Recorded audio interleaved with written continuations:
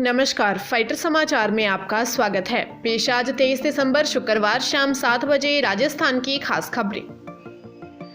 पाली ACB team ने जैतारण थाने के एक कांस्टेबल को 4000 की रिश्वत लेते रंगे हाथों गिरफ्तार किया है। आरोपी ने यह रुपए परिवादी को चोरी के केस में नहीं फंसाने एवं हल्की धारा लगाने का डर दिखाते हुए ली। एसीबी पाली ब्यूरो प्रथम के एएसपी नरपत चंद ने बताया कि जैतारण के फौजी चौराहा निवासी दिनेश माली ने दी शिकायत में बताया कि 14 दिसंबर को उसे और उसकी पत्नी को जैतारण पुलिस ने चोरी के मामले में पकड़ लिया। झूठा आरोप लगाकर उसे मारपीट की तथा थाने में 4 दिन तक बंद रखा। उसके बाद उसे धारा 151 में बंद दिखाकर छोड़ दिया। बाद में उसे चोरी के मामले में नहीं फंसाने और हल्के कागज बनाने के लिए जैतारण थाने में तैनात कांस्टेबल दिलीप सिंह ने 20,000 रुपए मांगे। शिकायत के सत्यापन के बाद एसीबी ने जाल बिछाकर जैतारण थाने में तैनात अलवर बानसूर निवासी कांस्टेबल दिलीप सिंह मीना को 4000 रुपए की रिश्वत लेते रंगे हाथों पकड़ लिया। बूंदी की रहने वाली 27 साल की युवती का मर्डर उसके ही बॉयफ्रेंड ने किया। युवती की लाश के पास मिली चप्पल से पुलिस आरोपी तक पहुंची। पुलिस ने आरोपी बॉयफ्रेंड और उसके दोस्त को गिरफ्तार कर लिया है। पूछताछ में बॉयफ्रेंड ने बताया कि लड़की उस पर शादी करने का दबाव बना रही थी।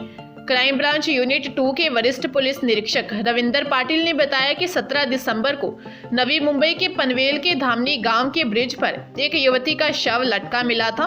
मृतका की पहचान उर्वी वैष्णव निवासी बूंदी के रूप में हुई थी। 14 दिसंबर को उसके भाई आरुष ने नेरुल पुलिस स्टेशन में गुमशुदगी दर्ज करवाई थी। पूछताछ में उर्वी के प्रेमी रियाज ने अपना जुर्म कबूल कर लिया, जिसके बाद पुलिस ने उसे और उसके दोस्त इमरान को गिरफ्तार कर लिया।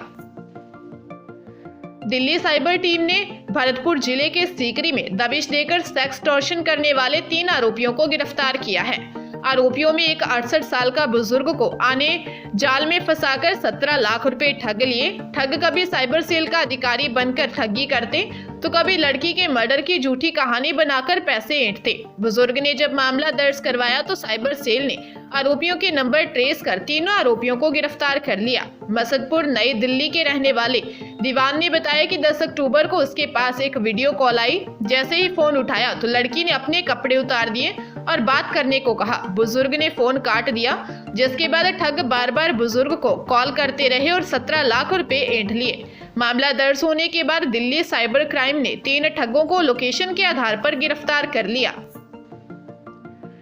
राजस्थान में एक बार फिर बिजली संकट गहरा गया है। प्रदेश भर में रबी की पैदावार की वजह से बिजली की डिमांड बढ़ गई है।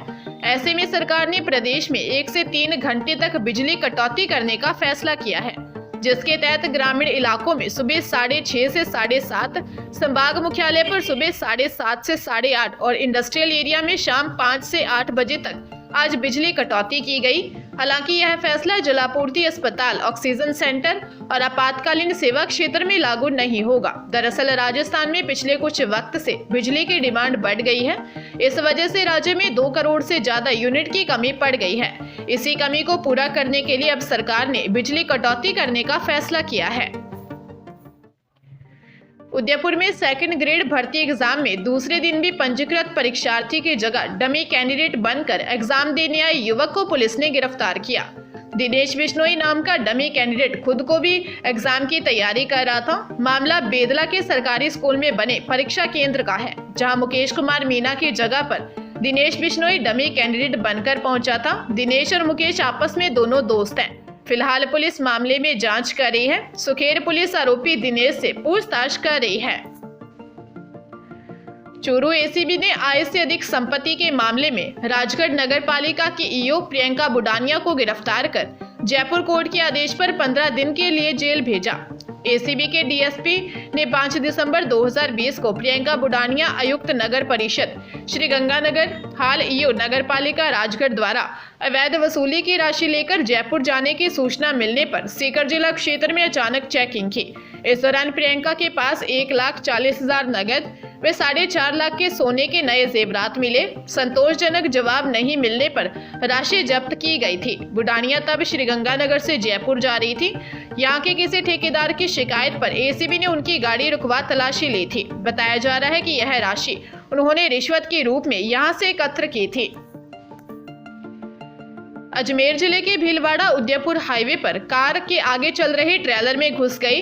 हादसे में कार सवार जयपुर के कोटपुतली के 4 लोगों की मौत हो गई। मरने वालों में इंजीनियर और बिजनेसमैन शामिल है। कार सवार उज्जैन से लौट रहे थे। हादसा इतना भीषण था कि कार में से 2 लोग उछलकर बाहर गिर गए और गाड़ी का आगे का हिस्सा बुरी तरह बिखर गया। एक्सीडेंट अजमेर के भिनाए इलाके के बांदनवाड़ा में हुआ। बांदनवाड़ा चौकी प्रभारी गिरधारी सिंह ने बताया कि मृतक सांगटेड़ा कोटपुतली जयपुर के रहने वाले हवा सिंह, संदीप सिंह, शेर सिंह व सतवीर थे। कार में मिले कागजात के हिसाब से माना जा रहा है कि ये लोग उज्जैन गए हुए थे और वापस अपने गांव लौट रहे थे। चारों दोस्त घूमने के लिए गए थे।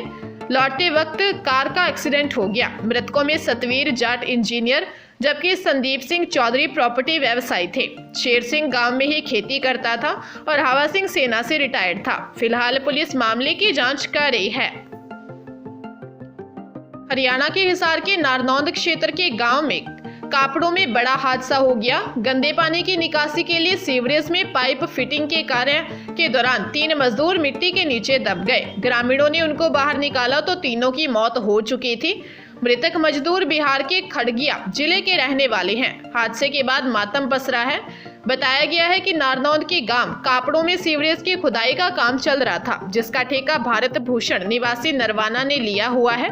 खुदाई के दौरान पाइप फिटिंग करते समय मिट्टी यहां काम कर रहे मजदूरों पर गिर गई। तीनों मजदूर नीचे दब गए। ग्रामीणों ने मिट्टी में दबे मजदूरों को बाहर निकाला, जब तक तीनों मजदूरों की मौत हो गई। मृतक मजदूरों में 38 वर्षीय संतोष मांझी, 40 वर्षीय सनोज मांझी और 35 वर्षीय बलजीत शामिल हैं। जोधपुर में गैस सिलेंडर ब्लास्ट कांड के पीड़ित परिवार के बंद मकान से चोर 2 लाख कैश, 1.5 किलो चांदी और 3 तोला सोना ले गए। परिचित की यहां हुई मौत के बाद परिवार वाले बैठक में गए थे। इस दौरान मकान का ताला तोड़कर चोरों ने वारदात को अंजाम दिया। पूरा परिवार 12 दिसंबर के बाद से घर में नहीं था। पुलिस ने आशंका जताई कि चोरी 12 से 21 दिसंबर के बीच हुई हो।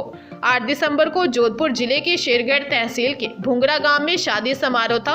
सग्गत सिंह के घर से बारात निकलनी थी। उसी घर में सिलेंडर लीक किया और आग लग गई। इसमें 61 लोग झुलस गए थे। अब तक 35 लोगों की मौत हो चुकी है। अब कई लोग जोधपुर के हॉस्पिटल में भर्ती हैं। भुंगरा की पीलीजाल ढाणी में मनोहर सिंह के घर में चोरी हुई है।